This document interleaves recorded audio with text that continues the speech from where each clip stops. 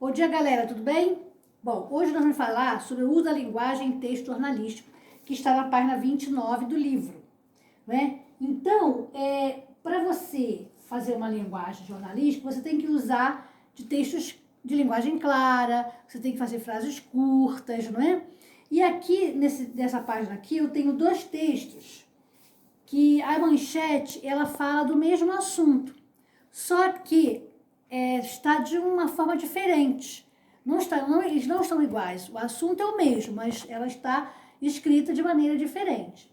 Então, vamos ver algumas características da linguagem jornalística. Ela tem que ter objetividade, ela tem que ser objetiva, né? Metáforas, inversões e termos literários não devem fazer parte da linguagem. Por exemplo, você tem que escrever uma linguagem jornalística na ordem direta. O que é uma ordem direta? É quando tem o sujeito, predicado, objeto direto, tudo certinho. Você não pode fazer da ordem inversa, porque senão as pessoas não vão ficar interessadas na leitura, né? É preciso ser direto e fazer uso de uma linguagem clara para que a informação esteja ao alcance de todos. Tem que ter simplicidade, a linguagem tem que ser simples. Característica da linguagem jornalística é a simplicidade, que preza pelos termos que são mais corriqueiros na linguagem oral e escrita. Por exemplo, em determinadas linguagens, você pode usar a informalidade ou não. Depende da linguagem que você vai fazer, do texto que você vai escrever.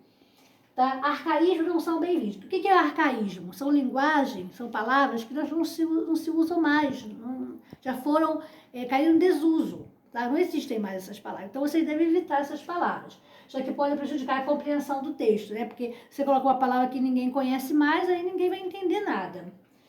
Imparcialidade. Uma das premissas da linguagem jornalística, a imparcialidade, é fundamental para evitar que juízo de valores, algo extremamente pessoal, seja externado. Então, você não pode colocar nada pessoal no seu texto. Linguagem narrativa. A narração é o tipo de texto que predomina na linguagem jornalística. Afinal de contas, a intenção é contar uma notícia para o leitor ou espectador. Então, quando você vai contar uma notícia, você vai narrar aquela notícia, vai contar detalhadamente, né, como foi, por que foi, onde foi, todas aquelas perguntinhas que nós já vimos em outras aulas. Você é um tipo de narração, que você vai contar um fato, né? E tem que ter universalidade. É outra premissa da linguagem jornalística. É preciso observar a relevância do tema que será abordado. Portanto, os fatos devem ser de interesse da coletividade. Então, é importante que o fato narrado seja de interesse coletivo, porque só se for interesse de uma parte da população e o restante, ninguém vai ter interesse. Então, tem que ser de todos, para todos. Então, como já falei, né? As frases têm que ser curtas, ideias sucintas e ter agilidade, porque o jornalista, quando vai fazer sua reportagem, sua notícia, ele tem que entregar para o jornal, né? E eles pedem agilidade, eles pedem que você seja ágil. Então, você tem que fazer dessa maneira, senão você não vai entregar a notícia e você vai ser mandado embora. Escrever de maneira objetiva, já falamos isso, né? Escrever na ordem direta, eu falei que tem que ter o sujeito, o predicado, o objeto direto, tudo na ordem direta. E a base do jornalismo é a informação. Você tem que informar, né? Bom, aí depois você vai fazer, né, você vai ler essa manchete, eu já falei para vocês, né, que o assunto é o mesmo, mas está escrito de forma diferente. Então eu coloquei aqui, ó, a manchete que causa mais impacto. Chama a atenção do leitor, né? Você vai querer ler logo, você quer ler logo, né? O que está acontecendo ali. Os textos jornalísticos podem ter algumas expressões informais, que é o que eu falei.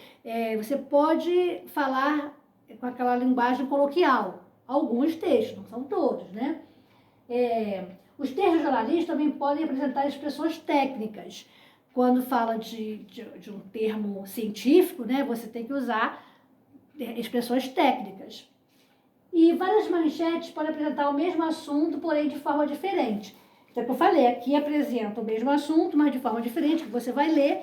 E aqui também na página 31, também eu tenho 3 manchetes que falam do mesmo assunto, mas que estão de maneira diferente, de forma diferente. Bom, aí sabendo desse assunto aí, o que você vai fazer? Você vai ler a página 29, vai fazer a página 30, 31 e 35 do livro de português. E vamos terminar aí o capítulo 4. Tá? Então, até a próxima aula. Um grande abraço.